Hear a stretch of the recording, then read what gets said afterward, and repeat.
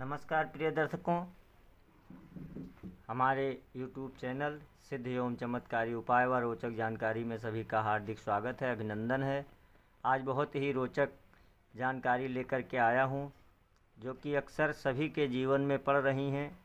आप देख रहे होंगे तो सर्वप्रथम आपको दिख रहा होगा कुंडली में शनि से बनने वाले योग दोष, उनके उपाय, और नीचे देखेंगे कि तो क्रम से हमने चर्चा का जो विषय बनाया है साढ़े साती ढैया कंटक योग, ये कब और कैसे उपस्थित होता है और इसका क्या परिणाम होता है और इसका उपाय कैसे करना है, ये सारी जानकारियां मैं इस वीडियो के माध्यम से आप सभी तक पहुंचाऊंगा।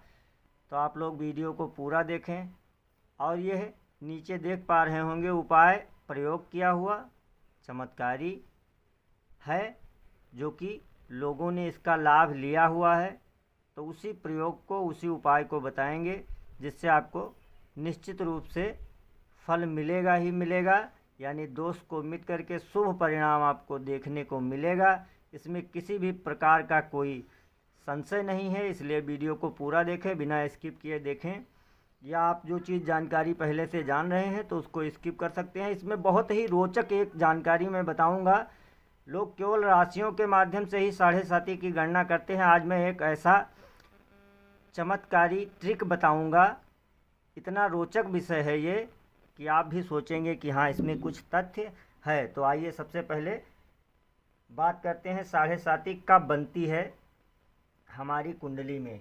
तो ये देख लीजिए साढ़े साती कब बनती है। तो साढ़े साती कब बनती है?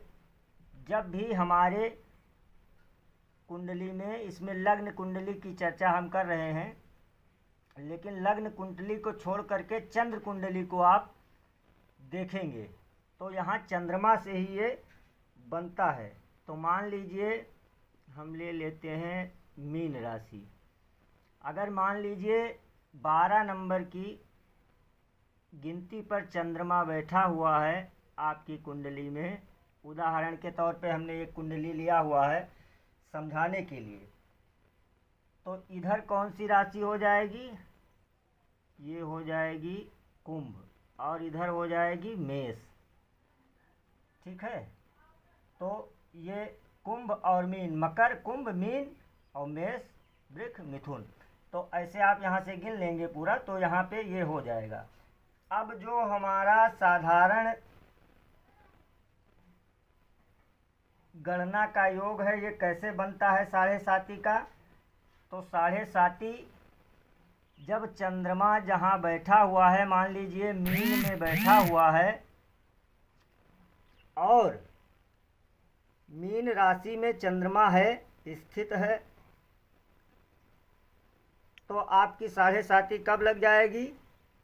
जब कुंभ में ही आपका, यानी जब भी शनि का गोचर हमारे कुंभ राशि में ही होगा, तैसे हमारी यानी मीन की साढ़े साती प्रारंभ हो जाएगी। इस समय यहाँ से चल रहा है 2022 से शनि का गोचर जो चल रहा है, आप देख रहे हैं। तो इसमें देख लीजिए कि ये आपको एक राशि में कितने दिन रहता है शनि? तो 2.5 साल रहता है। कितना रहता है? 2.5 साल। तो अब इसको 3 राशियों में गोचर करना है। ठीक है, तो इसको इंटू कर लेंगे, 2.5 हो जाएगा। तो 2.5 को हम इंटू कर लेंगे, 2.5 इंटू 3 लगभग हो जाएगा 7.5। ठीक है, इसको हो जाएगा 7.5। अब ये इसी को कहते हैं साढ़े साती। तो इसके 3 चरण होते हैं। कितने होते हैं? 3 चरण होते हैं। 3 चरण होंगे। जैसे अगर मान लीजिए आने वाली साढ़े साती हमारी मीन की है, तो कुंभ में जैसे शनि का गोचर होगा, तैसे हमारा क्या हो जाएगा? साढ़े साती इसकी लग जाएगी, यानी पहला चरण प्रारंभ हो जाएगा। और मीन में होते हुए जब मेष में जाएगा तो साढ़े साती खत्म हो जाएगी। तो इस प्रकार से तो ये है सरल विधि 7.5 देखने का, ये एक विधि है। अब आइए इस पे जो रोचक विषय मैंने बनाया है बताने के लिए, जो आपको बताने का मैं प्रयास करूंगा यहाँ पर, तो आप देखेंगे तो ये जो हमारा मंडल है, वज्रक मंडल या कुछ भी बोल लीजिए, या ये जो 12 भाव हैं, 12 राशियां हैं, इनको 30 अंशों में 12 डिवाइड कर दीजिए तो 12 त्याई 36, ये 12 त्याई 36 यानी 360 डिग्री का ये पूरा परिमाप होता है। तो इसी हिसाब से जब ये 360 है तो 30 अंश इंटू बराबर 3 यानी 30 त्याई 90 अंश। अब जब 90 अंश का गोचर शनि का होता है तीनों राशियों में, तब इस 3 चरणों को 7.5 वर्ष लग जाते हैं। ठीक है, 7.5 वर्ष कंप्लीट करने में लग जाता है। तो एक राशि में शनि का गोचर कितने दिन हो जाएगा? 2.5 वर्ष। 2.5 वर्ष। इसी 2.5 वर्ष को 3 चरणों को, एक चरण को क्या कहते हैं? एक चरण को, इसको नोट करते रहिए। जिनको पहली बार देख रहे हैं, जानकारी नहीं है, वीडियो से ज्योतिष सीखना चाहते हैं, तो वो ये चीज़ों को नोट करते चले। तो एक चरण हो जाएगा इसका। एक चरण यानी एक राशि पर 2.5 वर्ष लग जाता है। तो यानी इतनी दूरी इसको गोचर करने में, तय करने में, 90 अंश की दूरी करने में कितना समय लगेगा? 7.5 वर्ष। तो इस समय का जो गोचर बनता है चंद्रमा से आगे और एक राशि और पीछे जो ये गोचर बनता है, इसी को हम क्या बोलते हैं? 7.5। और जो 2.5 वर्ष का इसमें गोचर एक राशि पर होता है, उसको हम ढैया बोलते हैं। अभी आगे और समझाने का प्रयास करेंगे। तो उम्मीद करते हैं कि ये चीज़ आपको समझ में आ गई होगी कि ये इस प्रकार से हमको 7.5 को निकालना है। अब आपको यही अगर मान लीजिए किसी के कुंडली में निर्धारित करना है, तो कैसे करेंगे कि आपकी 7.5 कैसे है, कब बन रही है और कब इसका समापन अर्थात खत्म हो रही है। तो इसी का एक रोचक टॉपिक मैं लेकर के आया हूँ। इसमें आपको बहुत ही समझने की ज़रूरत है। अगर समझ लेंगे तो आपको बहुत ही आनंद आने वाला है, इसलिए इसको ज़रूर देखें। इसको पूरा देखेंगे तभी समझ में आएगा। अब आपको ये बात समझ में आ गई कि एक राशि 30 अंश प्लस राशि कितनी हो गई? 30 अंश की, और यही भाव जो है ये भी कितना हो गया? 30 अंश। यानी 360 को 12 बराबर बांटने पर 30 अंश होता है। तो मान लीजिए अगर राशि 30 अंश की है तो ये आपका भाव चक्र जो कुंडली का है, ये भी, इसका भी अंश 30 ही होगा, यानी यही होगा। अब हमको क्या देखना है जो बहुत ही रोचक है? अब हमको विचार करना है, जब किसी व्यक्ति विशेष की कुंडली में हम बताते हैं और उसका हमको फलादेश बताना होता है कि इस समय 7.5 खत्म हुई क्यों नहीं, तो उसमें कभी कभी गलत हो जाता है। राशियों को देख लेते हैं, बता देते हैं, लेकिन वो चीज़ें पता लगा कहता है कि पंडित जी हमारी 7.5 तो ख़त्म हो गई, लेकिन हमारे कष्ट अभी भी है। तो क्या होता है? तो अब आपको यहाँ पे चंद्रमा का अंश बल देखना है, जैसे 20 अंश का या डिग्री का, यहाँ कितने अंश का डिग्री का चंद्रमा है, ये चीज़ आपको देखनी है। उदाहरण के तौर पे मैं बता दूं, जैसे मान लीजिए यहाँ पे 20 अंश का चंद्रमा है, 20 डिग्री पर स्थित है। तो आपका जैसे कोई घर है, अब इसका आकार कितना है? 30 इधर 30 इधर, यानी चारों तरफ 30-30 है और बीच में है, या यहाँ बैठा है तो यहाँ से दूरी कितनी हो जाएगी? ये आप स्वयं, यहाँ मैं गणित नहीं पढ़ा रहा हूँ, जोड़ घटाव आप स्वयं लगाएंगे। मैं एक विचार करने के लिए आपको बताना चाहता हूँ कि विचार कैसे करना है। तो मान लीजिए यहाँ पे शनि जो है इस राशि में है। अब ये हो गई आपकी कुंभ राशि और ये हो गई मीन राशि। तो यहाँ पे चंद्रमा बैठा है और यहाँ पे शनि बैठा है, 11 और 12। ठीक है, अब इसको देख लीजिए, अब समझने की बहुत ज़रूरत है इसमें। अब चंद्रमा यहाँ पे 20 डिग्री का है। अब हमारी कैपेसिटी मान लीजिए, हमारे हाथ की लंबाई, हमारी पहुँच कितनी है, 1.5 फीट।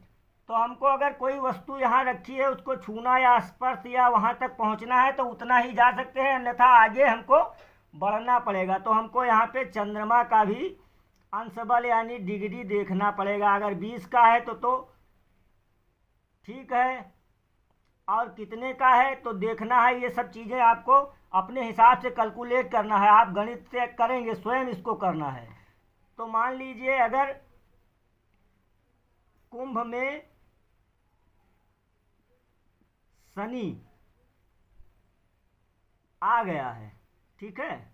अब शनि की डिग्री हमको देखना है, तो जब तक 0 पे है या 1 अंश पे है तो हमारी यानी इस पे अगर कुंडली विशेष है, राशि पे तो हो जाएगा, राशि का तो आप बता सकते हैं, लेकिन अगर किसी व्यक्ति विशेष की कुंडली में देखते हैं तो उसमें अंश बल देखेंगे ग्रहों का, तभी निर्णय लेंगे। अगर 1 अंश का है तो 7.5 नहीं लगी, क्योंकि पहुँचे है तो कुंभ में है, ये ठीक है, कुंभ में है ये ठीक है। शनि की 7.5 कुंभ में चल रही है, लेकिन इस व्यक्ति की नहीं चल रही है, क्योंकि यहाँ से चंद्रमा की दूरी, अब इसको आप बराबर बराबर बांट दीजिए। देखिए मैं एक उदाहरण बताता हूँ। 45 को अगर 2 भाग में बांटेंगे तो 90 अंश को अगर 2 भाग में बांटेंगे तो कितना हो जाएगा, 45।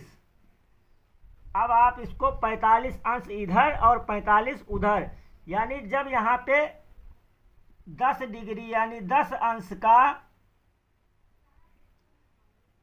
शनि होगा, तभी जा कर के चंद्रमा के पहुंच तक यानी इस घर तक यहाँ पे इसका संपर्क बन पाएगा। ये आप स्वयं से जोड़ के निकालिएगा, दिमाग लगाइएगा और सोचिएगा कि इसमें कितना सत्य तथ्य निकल रहा है, कितना रोचक है। इस पे आपको विशेष ही ध्यान देने की आवश्यकता है।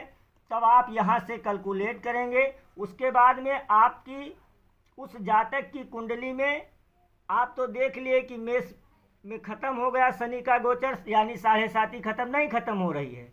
फिर उसी को आपको उसी में जोड़ घटा कर लेना है। जैसे यहाँ 20 है तो 20 में कितना जोड़ना पड़ेगा, 15 जोड़ना पड़ेगा, तब 45 अंश होगा। यानी 15 अंश यहाँ से शुरू हो करके और यहाँ तक, तो यहाँ 15 अंश आगे। उदाहरण के लिए हो सकता है जोड़ घटाव कुछ गलत हो, आप स्वयं जोड़ लीजिएगा, यहाँ गणित का विषय नहीं है, यहाँ समझाने का प्रयास है। तो यहाँ जब 10 अंश यानी अधिक जब जाएगा, यानी जब वृष राशि में भोग कर जाएगा, गोचर करेगा, तब जा कर के आपके शनि की जो 7.5 है वो खत्म होगी। तो ये आप समझ गए होंगे, ये है 7.5। और ढैया मैंने बता ही दिया कि अगर मान लीजिए आप समझ लीजिए कि इस समय अगर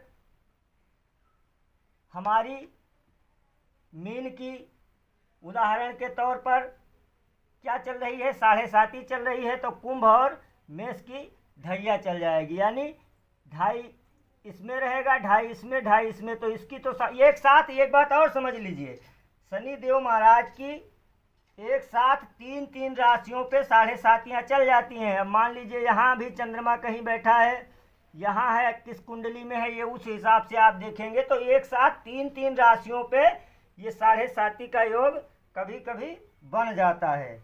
तो आशा करता हूँ कि ये आपको समझ में आ गया होगा। अब अगला, अब ढैया को मैंने बता ही दिया, ढैया इसी हिसाब से समझ ही जाएंगे। ढैया तो 2.5 वर्ष का, अब 7.5 यानी 7.5 साल, ढैया यानी 2.5 साल, वो सेम चीज़ें हैं, ये आप देख लेंगे स्वयं। और अब आपको देखना है कंटक योग, ये कब बनता है।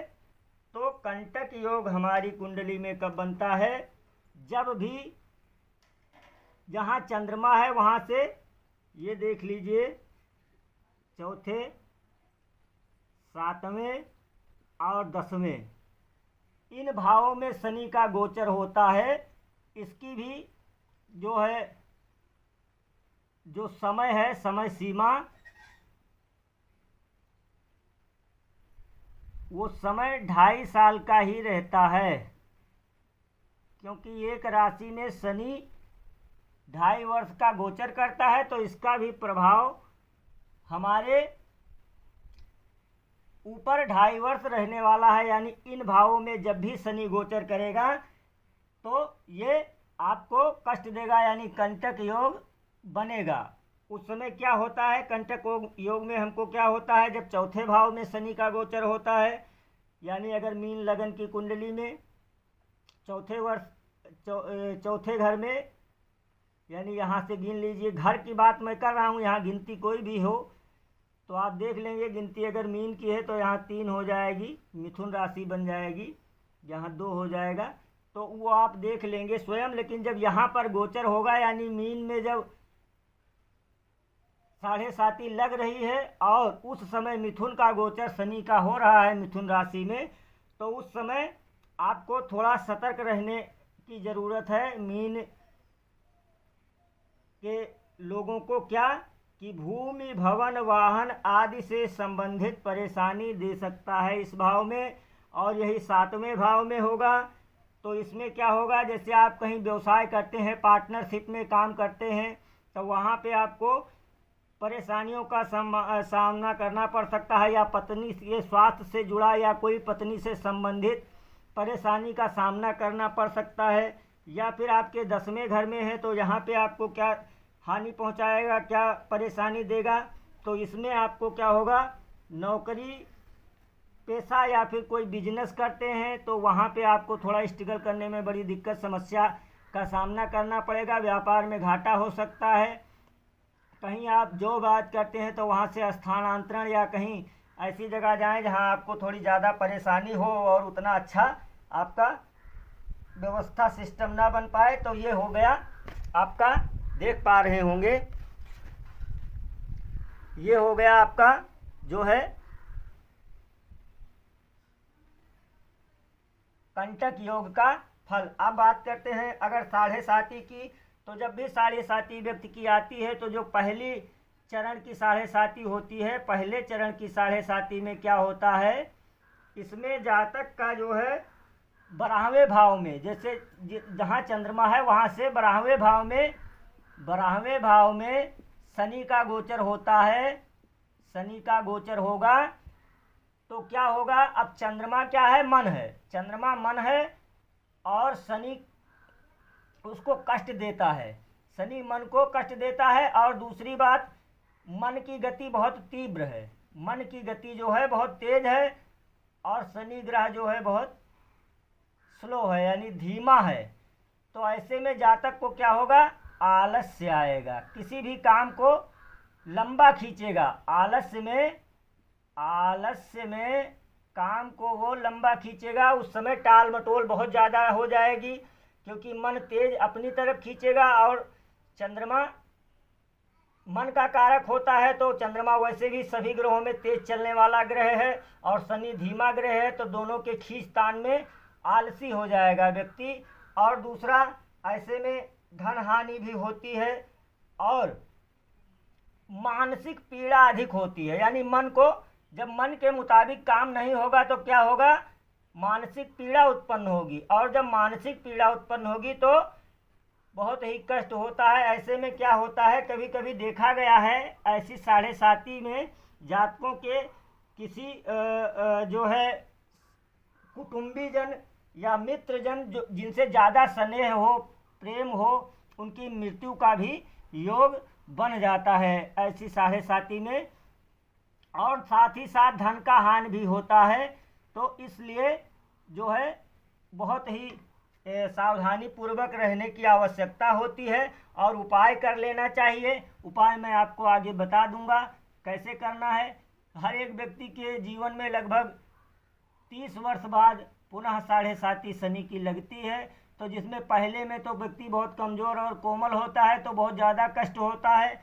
दूसरी 7.5 में व्यक्ति थोड़ा निपुण हो जाता है और उसको इतना अधिक कष्ट नहीं होता है। लगभग तीसरी 7.5 में कभी कभी व्यक्ति की मौत हो जाती है, या फिर चौथी 7.5 में व्यक्ति की मौत होती है।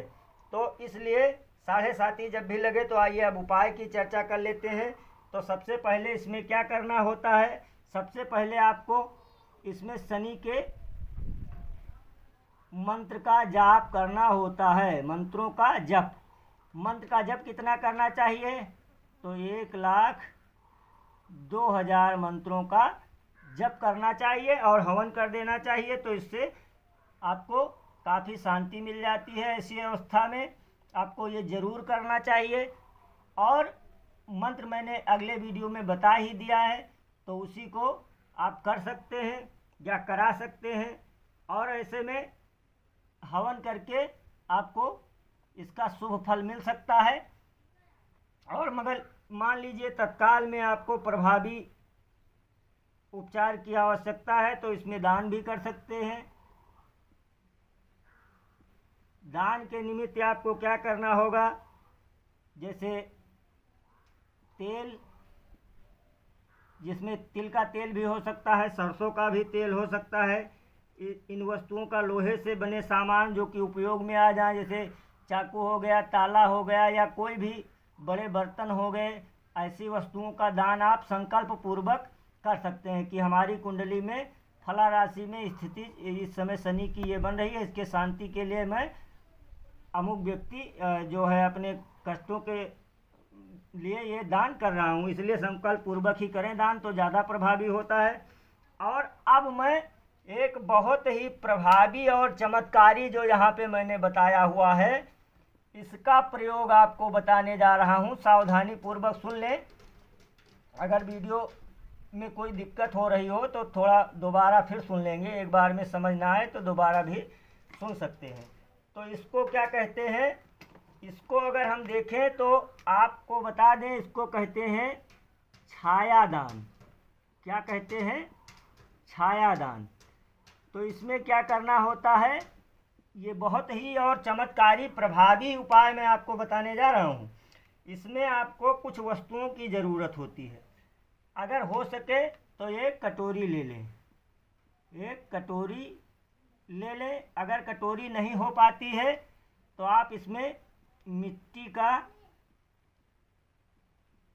दिया भी ले सकते हैं, मिट्टी का दिया भी ले सकते हैं, सखोरा आदि, जो थोड़ा सा बड़ा हो, 100-150 ग्राम उसमें तेल आ जाए। और 100-150 ग्राम लगभग आपको तेल की व्यवस्था कर लेनी होती है। और साथ ही साथ आपको करना क्या होता है कि एक पीपल का पत्ता, एक पीपल का पत्ता लेना होता है। एक पीपल का पत्ता, एक काला पेन या काजल भी ले सकते हैं कोई भी, या कच्चा कोयला हो तो उसको भी चूरमा बना करके थोड़ा सा घोल बना लें। क्या करना है मैं भी आगे बता दूंगा। थोड़ा सा नीला फूल, थोड़ा सा नीला फूल, कम से कम 11 लोहे के टुकड़े या फिर 11 सिक्के भी ले सकते हैं। अगर टुकड़े ना मिले तो आप सिक्के भी ले सकते हैं। अगर ये घर के पुराने टूटे फूटे लोहे के कण मिल जाएं तो बहुत ही अच्छा रहता है। अगर नहीं मिलता है तो ऐसी अवस्था में आप कहीं शहर में हैं, कहीं ऐसी व्यवस्था नहीं बन पा रही है, तो इसके लिए आप 11 सिक्के भी ले लेते हैं। तो आपको करना क्या होता है, सबसे पहले आपको उस पीपल के पत्ते को साफ कर लेना है और उसके ऊपर शनि का मंत्र जो मैंने अगले वीडियो में बताया है, उस मंत्र को उसमें लिख देना होता है। मंत्र को लिखने के बाद में थोड़ा सा बीच वाली उंगली से, इस उंगली से आप तेल लेकर के और उसी जिस पे लिखते हैं हल्के हाथ से उसी पे तेल लगा देंगे। फिर उसको पत्ते को नीचे रख देंगे और उसी के ऊपर वो सखोरा कटोरी जो भी आपके पास है उसको रख देंगे। उसमें तेल डाल के भर देंगे। तेल डालने के बाद में आप अगर हो सके, अगर पुरुष जातक हैं तो कम से कम कपड़े पहने, क्योंकि इसको छाया दान कहते हैं, पहले ही समझ लीजिए। कपड़े का दान नहीं होना है, इसमें छाया रहेगी, उतना ही अच्छा प्रभाव इसका बनेगा। इसलिए कम से कम कपड़े पहने। अगर कोई स्त्री जातक है तो भी चलेगा, उसमें कपड़े उतारने की कोई आवश्यकता नहीं है। तो आपको जो है इसको क्या करना है, कटोरी में तेल डाल करके और स्वयं की छाया देख करके आपको निवेदन पूर्वक कहना है, हे शनिदेव महाराज, मैं आपको समझ गया, आपने जो हमको कष्टों को दिया, मैं अपने सही मार्ग पे चलने का प्रयास करूँगा। आप न्याय के देवता हैं, आपने जो भी कष्ट हमको दिया ये उचित था, अब मैं संभल गया हूँ, आपके प्रतापों को भली भांति जान गया हूँ। अब आप अपनी छाया को देखते हुए ये कहेंगे, यानी उस छाया को ही अपना शनिदेव मानेंगे। ये शनिदेव को उस छाया में अपनी परछाई जो तेल में दिख रही है उसमें देखते हुए ऐसा निवेदन करते हुए, और जो आपके पास सिक्के या लोहे के छड़ हैं उसको आप घुमा करके और उसी में डाल देंगे तेल में। ऐसे ऐसे करके 11 बार करके, और आपको क्या करना है कि जो वो फूल हैं उन फूलों को भी वहीं पे समर्पित कर देना है। और यह चीज़ आपको कब करनी है, शाम को करनी है। ये चीज़ आपको करनी है शाम को, जितना समय हो जाए ठीक रहेगा। स्नान आदि करके शाम के समय में करें तो ज़्यादा प्रभावी और आपको उपयोगी रहेगा। आशा करता हूँ, उम्मीद करता हूँ कि यह जानकारी आपको समझ में आ गई होगी। अगर किसी भी प्रकार का आपका प्रश्न बनता है तो हमारे स्क्रीन पे नीचे व्हाट्सएप का नंबर दिया हुआ है, उस नंबर पे व्हाट्सएप करके हमारे सहयोगियों से संस्थान द्वारा उचित परामर्श ले सकते हैं। किसी भी अन्य प्रकार की ज्योतिषीय जानकारी या परामर्श के लिए संपर्क कर सकते हैं। तो आज के लिए बस इतना ही। सभी को जय श्री सीताराम, सादर प्रणाम। अब यहीं पे अपनी बात को, वाणी को विराम देते हैं। हर हर महादेव, जय श्री सीताराम, सभी को प्रणाम। अगर वीडियो अच्छा लगे तो वीडियो को लाइक और चैनल को सब्सक्राइब कर दीजिए। हमारे इस वीडियो को, इस महत्वपूर्ण जानकारी को और लोगों तक भी शेयर करिए। सभी को जय श्री सीताराम, सभी का दिन शुभ हो।